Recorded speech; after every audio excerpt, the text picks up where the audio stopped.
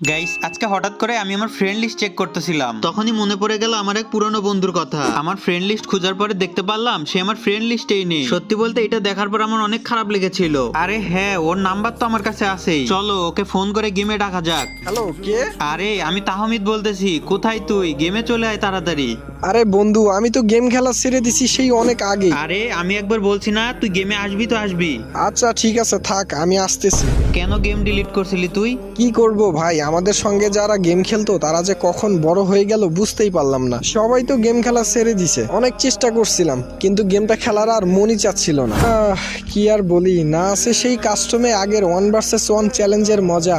আরে আমি আছি না, আমার সাথে খেলবি তো? আমি তো এখন আর গেম খেলতেই পারি না রে। তো আগে গেম খেলতে পারতি নাকি? আগে তো নোবরা ছিলি। খেলা পারি না তো কি হয়েছে, তোর মতো তো আর তখন কিল চুরি করি নাই। অনেকদিন পর মজা পাইলাম বন্ধু। সো গাইস, আপনারাও কমেন্ট বক্সে বলে যাবেন আপনারাও কি আমার মতো পুরনো কোনো বন্ধু হারিয়েছেন।